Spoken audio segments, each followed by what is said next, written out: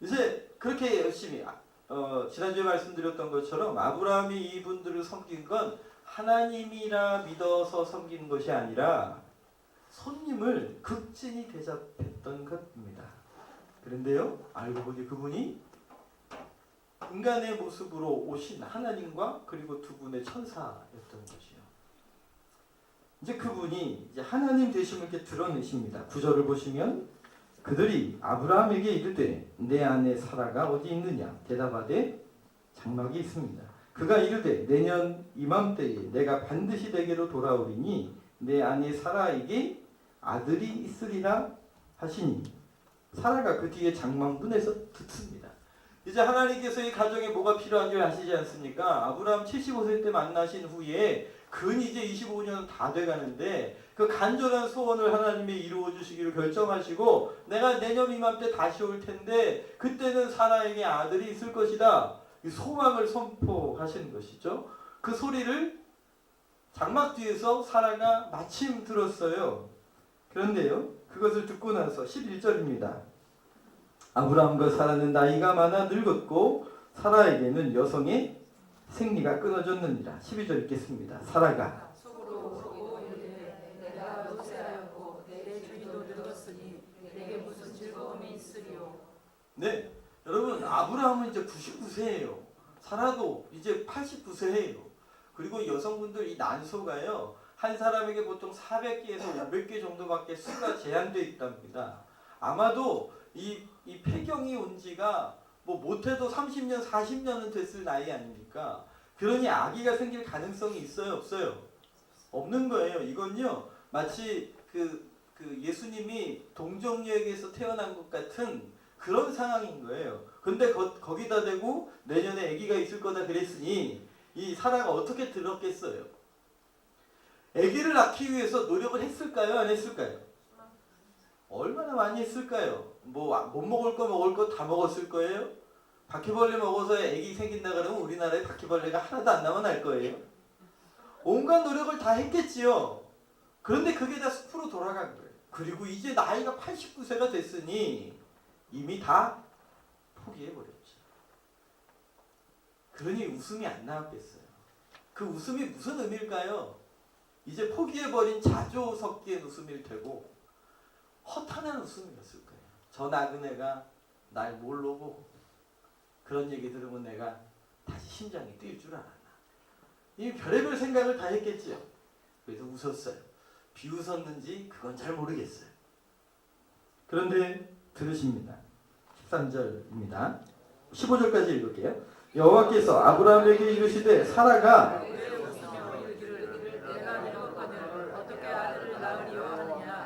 여호와께 능하지 못하실 일이 있겠느냐. 기한이 이를 때에 내가 내게로 돌아오리니 사라에게 아들이 있으리라. 사라가 두려워서 부인하여 이르되 내가 웃지 아니하였나이다 하니 이르시되 아니라 내가 웃었느니라. 가끔 이렇게 성경을 읽다 보면 이게 하나님 왜 이러시나 싶을 때가 있어요. 이 사람이 얼마나 그 마음이 아팠겠어요. 얼마나 슬펐겠어요. 얼마나 허망했으면 아들 생긴다는 그 소망의 소리를 듣고도 속으로 웃었겠어요. 그럼 이해해 주실 만 하잖아요. 그냥 네가 얼마나 마음고생이 심했니. 이게 확 안 믿어지지. 그럴 수 있어. 이러고 가주시면 얼마나 좋아요. 근데 꼭 그걸 이렇게 들춰내셔요. 너 웃었지. 그러니까 깜짝 놀래가지고 저 안 웃었는데요. 그러니까 굳이 또 너 웃었잖아. 그러시는 거예요. 참 하나님 참 짓궂으시다. 그냥 그것 좀 이해해 주시고 넘어가 주시면 얼마나 좋으신가. 하나님 왜 그러셨을까. 이제 이런 묵상을 하게 됩니다. 여러분 하나님이 왜 사라 웃은 걸 들춰내셨을까요? 네, 뭐 여러 이유가 있겠죠. 그런데요, 지금 사라는 이 사람 사람으로 본 거예요. 내년 이맘때에 아기 생길 거야 이 얘기가 그냥 나그네게 한 소리인 거죠. 지금 하나님께서 사라에게 네가 웃은 거를 드러내신 이유는 하나님 되심을 드러내려 하심이에요. 내가 하나님이야. 우리 역대상 6장 30절 말씀입니다. 역대상 6장 30절 말씀 우리 같이 한번 읽겠습니다. 예, 6장 30절입니다. 같이 한번 읽을까요? 주는 계신 곳 하늘에서 들으시며 사유하시되 각 사람의 마음을 아시니 그의 모든 행위대로 갚으시옵소서. 주만 홀로 사람의 마음을 아심이니. 솔로몬이 성전을 건축한 후에 하나님께 올려드리는 고백의 기도인데요. 하나님이 각 사람의 마음을 아세요. 그리고 주만 홀로 사람의 마음을 아십니다. 역대상 28장 9절도요. 이거 다윗이 솔로몬을 축복하며 한 기도인데요. 내 아들 솔로몬아 너는 내 아버지의 하나님을 알고 온전한 마음과 기쁨 뜻으로 섬길지어다. 같이 읽을까요? 여호와께서는 모든 마음을 감찰하사 모든 의도를 아시나니 내가 만일 그를 찾으면 만날 것이요 만일 내가 그를 버리면 그가 너를 지금 속으로 웃었단 말이에요. 누가 알아요? 그렇죠. 일단은 사람밖에 몰라요. 내가 웃었는지 안 웃었는지 사람은 알 수가 없어요. 내가 속으로 웃었는데요. 근데 그거 누구만 아시는 거예요?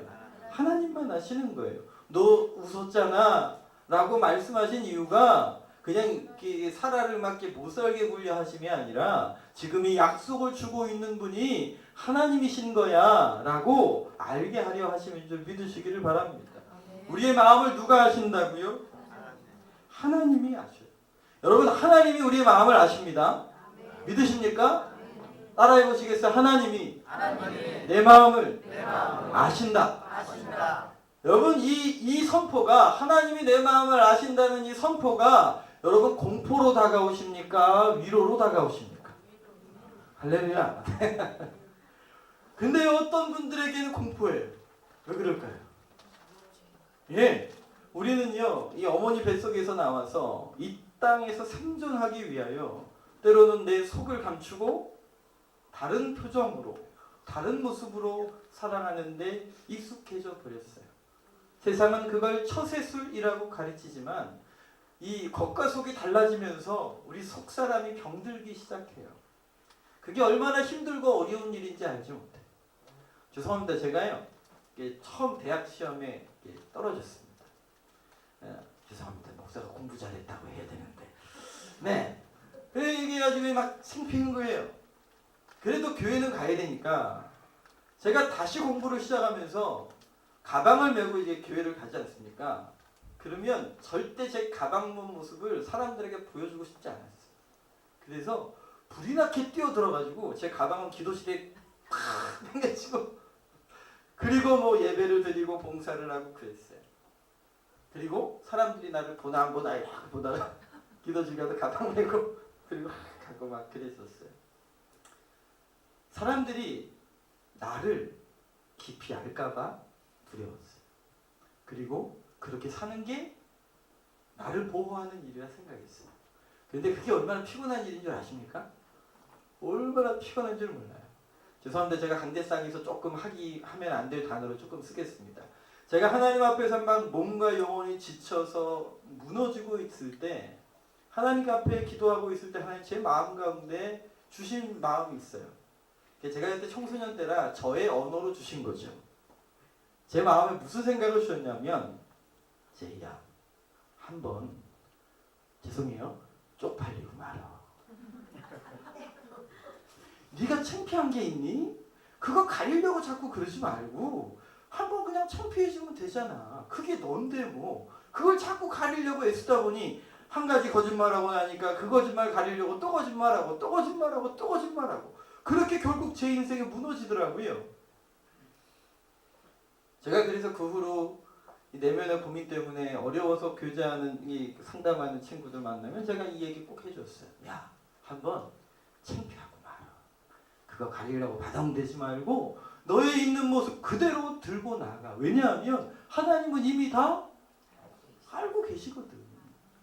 하나님이 우리의 마음을 아세요. 우리 역대상 28장 9절에서 보면 하나님이 우리 마음을 감찰하시고 너의 모든 의도를 다 아신다. 물론 이 부분은 우리를 거룩으로 이끌어가는 길목이 돼요. 여러분 성결이 뭘까요? 거룩이 뭘까요? 거룩은 단지 겉모양이 거룩해 보이는 것이 아니라 속사람이 새로워지는 것이에요. 따라해 보시겠어요? 동기의 순수성. 성결합니다. 성결함은 그냥 겉보기에 깨끗해 보이는 것이 아니라 우리 속사람의 거룩이에요. 동기의 순수성을 살피시는 거죠. 내가 네 의도를 알아. 내가 보고 있어. 너의 의도가 새로워져야 하는 거야. 너희 속사람이 회개해야 하는 거야. 라고 말씀하시죠. 구약에서 실제로 사람을 안 죽이면 살인이 아니에요. 구약에서 실제로 간음을 행하지 않으면 간음이 아니에요. 그러나 신약에서는 예수님 뭐라 하세요? 여인을 볼 때 은밀한 마음으로 보면 그것이 간음한 거야 라고 말씀하세요. 네가 구제할 때, 기도할 때, 금식할 때 네가 만약에 사람들 보이기 위하여 그 일을 한다면 너에게 돌아갈 상은 없어. 오늘 우리의 숨은 동기를 보게 하시는 것이죠. 거기서부터 회개의 역사가 일어나는 거예요. 예수님 믿는 초기의 사람들은요, 자기의 한 행위와 자기의 말만 회개해요. 그러나 성령의 은혜로 깊은 곳에 들어가기 시작하면 하나님께서는 우리의 숨은 동기들을 드러내세요. 내가 겉보고 웃었어요. 근데 그 사람에게 험한 말 해본 적이 없어요. 그러나 하나님께서는 내 마음 깊은 곳에 용서하지 못한 마음과 미워하는 마음과 분노하고 있는 그 속사람을 드러내십니다. 쉬운 일은 아니에요. 쉬운 일은 절대 아니에요. 제 친구가 제가 청년 시절에 이 친구가 공동체 리더였어요. 자꾸 말씀드리는데 오늘은 좀 강대상 언어가 좀 수준이 낮아서 죄송합니다. 그 친구 별명이 뭐였냐면 죄송해요. 미친 니은이었어요. 자매였거든요. 야, 넌 공동체 리더가 무슨 별명이 그 모양이냐? 내가 그랬더니요. 이 친구가 어려서부터 참 착해요. 착해서 착한 사람들 특징이 있어요. 뭘 못해요? 자기 속에 있는 걸 잘 못 드러내요. 그게 이렇게 막 눌려 있었던 아이예요.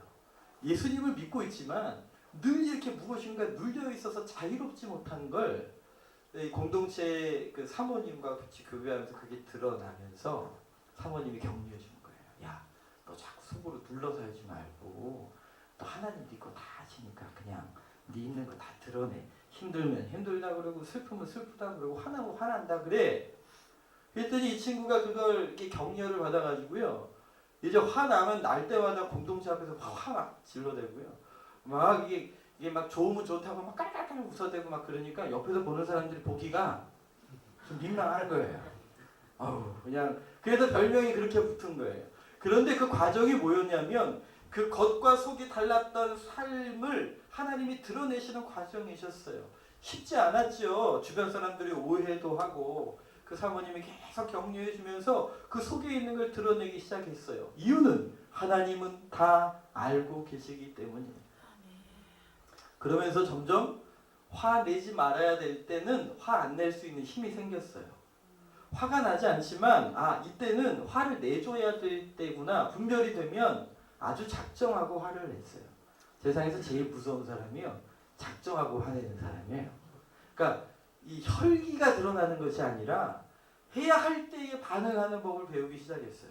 그러면서 성숙한 리더로 자라가더라고요. 지금 필리핀 선교사님이신데요. 하나님께서 우리 속마음을 아시는 줄 믿으시기를 바랍니다. 예, 하나님 앞에 이 마음이 회복되시기를 축복합니다. 우리 역대하 6장 30절 다시 보시면 주는 계신 곳 하늘에서 들으시되 사유하시되 각 사람의 마음을 아시오니 그의 모든 행위대로 갚으시옵소서. 주만 홀로 사람의 마음을 아시오. 여러분, 마귀가 사람의 마음을 알까요? 모를까요? 다시 성경을 보세요. 마귀가 사람의 마음을 알까요? 모를까요? 성경을 보고 대답하시라고요. 제발. 네. 주만 홀로. 그렇죠. 제가 지금 헬라어 갖다 놓은 게 아니잖아요. 주만 홀로 사람의 마음을 아시나. 모든 마귀가 영물이기 때문에 우리의 표정과 상황을 보고 우리의 마음을 추측해내는 것이지 내 영혼과 내 생각 속에서 무슨 일이 일어나는지 정확하게 알 수 없어요. 누구만? 하나님만 아시나.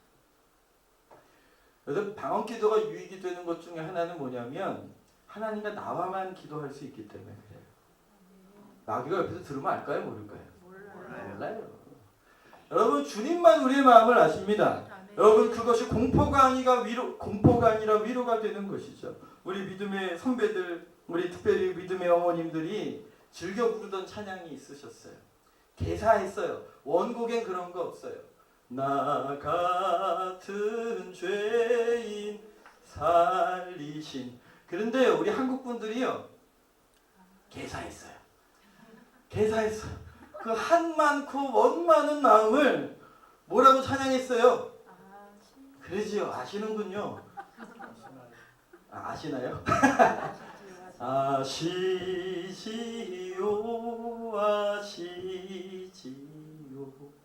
아시지요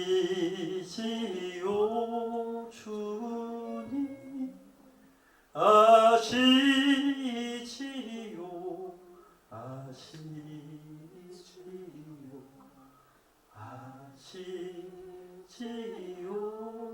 주님. 우리 어머니 세대들이 이 찬양을 하면서 얼마나 울었게요. 근데 모르시는 분들도 한번 해보세요. 기도할 때 한번. 그런데요 주님이 내 마음 아시죠. 이게 얼마나 큰 위로가 되는지. 그 한 많고 그 원 많은 시대를 살면서 말로는 도무지 헤아릴 수 없는. 제가 알아요. 우리 권사님들 밤 기도하실 때 기도하려고 모셨다가 속에 있는 거 푹 터져 나오면 기도는 안 하시고 12시까지 팍 하셨다는 거 제가 알아요. 하고 싶은 얘기 너무 많은데 그 얘기 다 들어줄 사람이 없고 누구만 아셔서요? 하나님만 아셔서. 여러분 우리의 마음을 주께서 아십니다. 그러니 그분 앞으로 가십시오. 내가 네 마음 알아. 그리고 다가오시는 거예요. 할렐루야. 내가 네 눈물 알고 내가 네 슬픔 알아. 내가 여기까지 어떻게 왔는지 누가 알겠니? 오늘 하늘의 위로가 여러분 안에 있으시길 바랍니다. 그리고 그분이요 그냥 알고만 계신 분이 아니에요. 그분이 우리 속에 역사하여 주시고 위로하여 주시고 인도해 주시고 승리케 하시는 줄 믿으시기를 축복합니다. 그리고 예수님께서 이 하나님께서 오늘 이 사라가 너 웃었지? 그리고 또 찝으신 이유가 있어요. 지금 하나님께서 약속을 주신 거지 않습니까? 지금 이거 불가능한 일이 이루어져야 하는 약속인 거예요. 이거는 죽은 사람 살리는 일이거든요. 그러니 이게 믿어져야 말이죠. 안 되는 거예요. 그래서 웃었어요. 근데 주님이 너 웃었잖아 라고 말씀하시는 이유가 뭐냐면 믿음과 관련되기 때문이에요. 하나님의 말씀은요 그냥 역사하는 게 아니라 믿음을 통해 역사하세요. 14절에 보시면 여호와께서 능하지 못한 일이 있겠느냐 기한이 이를 때에 내가 내게로 돌아오리니 사라에게 아들이 있으리라. 이게 주님의 선포고 말씀이거든요. 약속이거든요. 그런데 약속이 어떻게 이루어진다고요? 믿음을 통해 역사하는 거예요. 소경된 사람이 예수님을 찾아왔어요. 이 다윗의 자손이여 우리를 도와주십시오. 불쌍히 여겨주십시오. 외치고 쫓아왔어요. 집 안으로 들어갔더니 거기까지 쫓아왔어요. 그러니 예수님 그 사람들 왜 쫓아왔는지를 아시잖아요. 그러면 당연히 그냥 이렇게 예수님 이름으로 이렇게 치료해 주시면 좋잖아요. 그런데 주님 물어보세요. 내가 이 일을 해줄 줄 믿느냐? 그랬더니 뭐래? 예 주여 우리가 믿습니다. 그러니 주님이 네 믿음대로 주님이 다 아신다고요. 그 능력이 있으시다고요. 그런데요 주님이 뭘 통해 역사하신다고요? 믿음을 통해 역사하시는 거예요. 그러니까 사라가 지금 웃었잖아요. 그러니까 믿음이 있다는 소리예요? 없다는 소리예요? 믿음이 없다는 소리예요. 주님이 그걸 드러내시는 거예요. 너 그 믿음 가지고 내가 역사하려고 하는데 그 믿음 가지고 내 역사를 가리면 안 되잖아. 하나님이 능하시기에 못하실 일이 없는 거야. 사람에게는 기적이지만 하나님에게는 일상인 거예요. 그러니 그 믿음이 새로워져야 하기에 오늘 그를 격려하셔서 하나님께서 이루시는 것이지요. 오늘 우리의 마음 가운데 하나님이 주시는 말씀을 향한 믿음이 있으시길 바랍니다. 여러분 주님의 말씀 만나실 때 어떤 믿음으로 만나시나요? 아멘으로 받으시죠? 여기 계신 분들은 믿음이 좋으셔서 그래요. 근데 저는 믿음이 얼마나 없는지 주님이 저를 만나주시고 저를 구원해 주시고 저는 저 스스로 무엇인가 할 수 있을 거라는 생각을 가져본 적이 없어요. 제가 굉장히 우울증에 빠져 있어서 이불 바깥으로 나오는 것조차 굉장히 힘들었던 사람이기 때문에 예수님 믿어 천국 간다는 확신은 있었지만 그분이 저를 통해 어떤 일을 이루실 수 있을 거라고는 생각도 못 해봤어요. 그런데 이렇게 성경을 읽다 보니까 자꾸 어떤 말씀이 자꾸 내 눈에 들어오는 거예요. 제 마음에 자꾸 들어와요. 자주 읽었거든요. 자주 읽었는데 그 말씀이 계속 제 마음이 좋아라져요. 그 말씀 중에 하나가 이사야서 58장 11절과 12절 말씀이었어요. 이사야서 58장 11절 12절 말씀이에요. 같이 한번 읽겠습니다.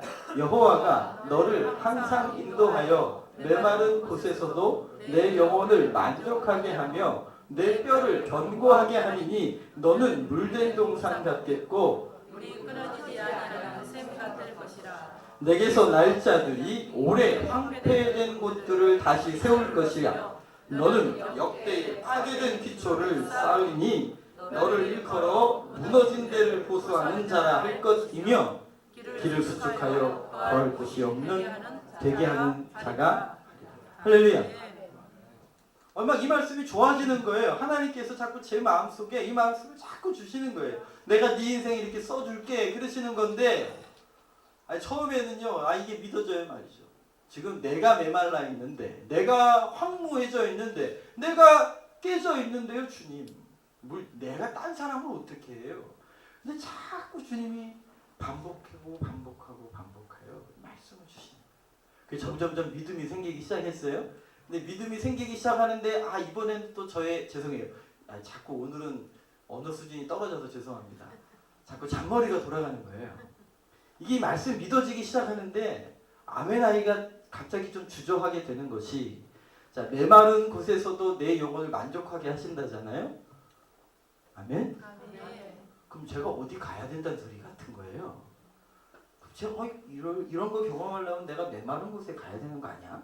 12절 했더니 내 날들이 오래 내게서 날짜들이 오래 황폐된 곳을 다시 이러면 그냥 할렐루야 이러면 되는데 그럼 우리 자녀들이 황폐된 곳에 가야 되잖아.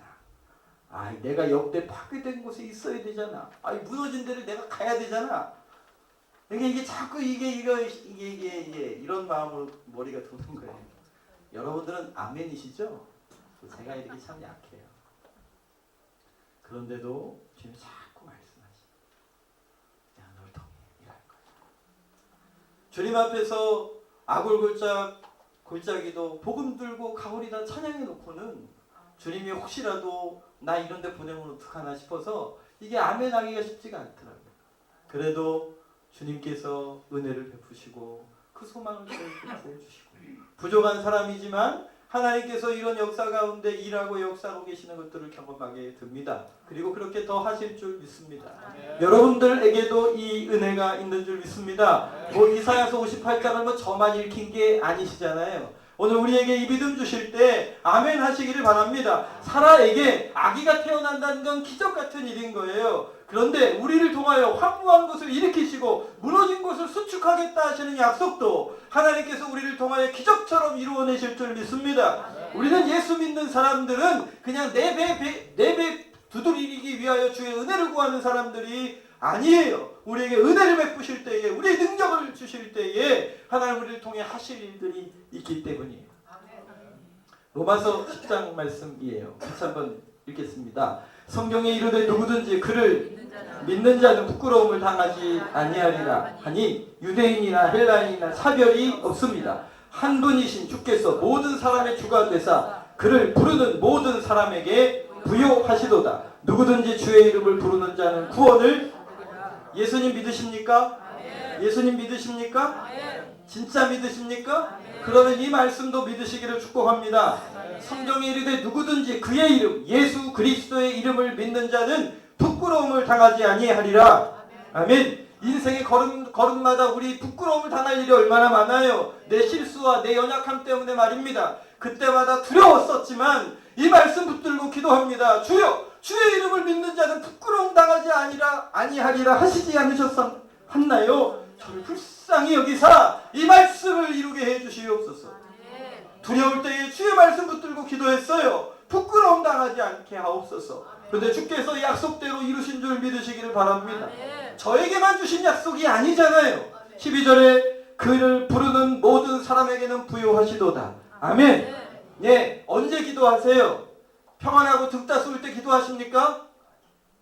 힘들고 어려울 때 기도하잖아요. 근데요, 주님이 약속하시는 거예요. 주의 이름 부르는 자에게 부요하시도다. 아멘. 우리를 향한 응답하심이 크고 귀하신 줄 믿으시기를 바랍니다. 내 입을 넓게 열라 그러시는데요, 제 입은 좁거든요. 그러시면 안 되잖아요. 주일 오전은 좀 경건해야 되는데 제가 오늘은 자꾸 왜 이런지 모르겠다. 그의 이름을 불러 기도하는 사람에게 응답하심이 부요하십니다.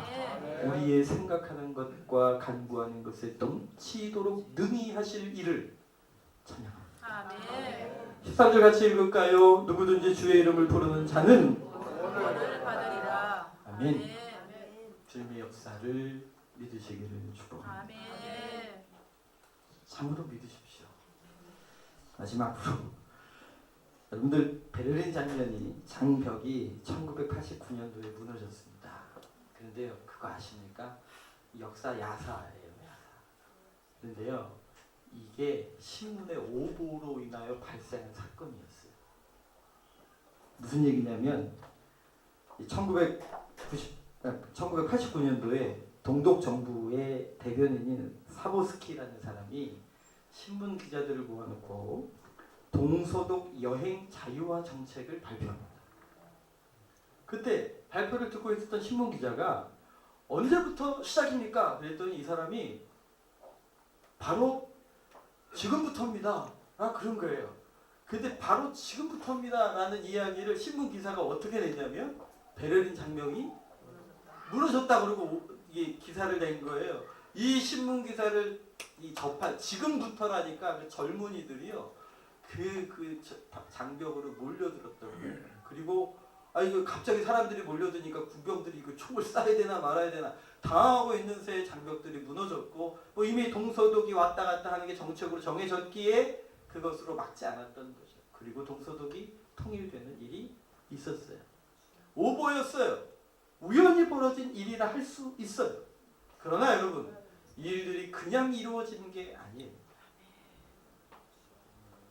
1891년도부터 동독의 니콜라이라는 교회에서 청소년들이 월요일마다 모여서 통일 독일을 위하여 기도하는 모임이 일어나기 시작했고, 일이 9년 정도가 지나면서 이 모임이 몇만 명의 모임으로 불어납니다. 그리고 1989년 10월 9일 이 월요 기도 모임을 끝내고 이 7만 명의 사람들이 우리나라 촛불 집회하듯이 촛불을 들고 나와 자유를 선포합니다.